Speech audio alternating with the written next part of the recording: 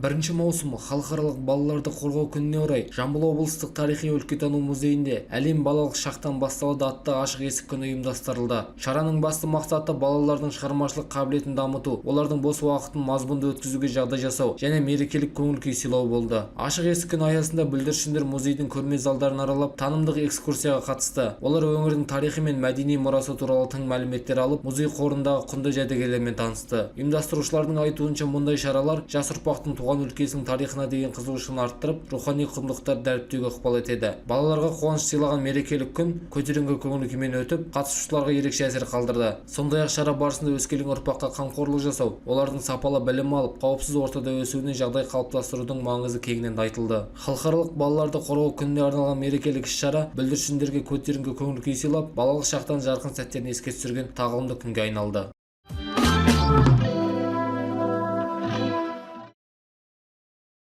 Халықаралық балаларды қорғау күніне орай Қордай аудандық музейде балалардың шығармашылығына арналған көрме өтті. Іс-шараның мақсаты жас ұрпақтың өнерге деген қызығушылығын арттырып, шығармашылық қабілетін шыңдау, ұлттық құндылықтарды дәріптеу және эстетикалық талғамын қалыптастыру. Көрмеге оқушылардың өз қолымен жасаған түрлі қолөнер туындылары қойылды. Келушілер назарына моншақтан жасалған бұйымдар, сәндік композициялар, кесте және тоқыма жұмыстары, ұлттық нақыштағы қолөнер үлгілері мен табиғи материалдан дайындаған шығармашылық жұмыстар ұсынылды. Әрбір туындыдан балалардың қиялы, ізденісі мен еңбек қорлығы анық байқалды. Көрмені Керімбала балабақшасының Қарлығаш тобының тәрбиеленушілері тамашалады. Әсіресе ұлттық өрнекпен безендірілген жұмыстар мен моншақтан құрастырылған композициялар балалардың ерекше ықыласын аударды. Шара барысында қазақ халқының қолөнер дәстүрлері жайында мағлұмат беріліп, өнердің тәрбиелік мәні түсіндірілді. Сондай-ақ шығармашылықпен айналысу ұқыптылыққа, төзімділікке және әсемдікті бағалай білуге баулитыны айтылды. Көрме соңында бүлдіршіндер үшін музей залдарына танымдық экскурсия ұйымдастырылып, тарихи жәдігерлер таныстырылды. Бұл күн балаларға көтеріңкі көңіл күй сыйлап, олардың рухани дүниесін байыта түсті.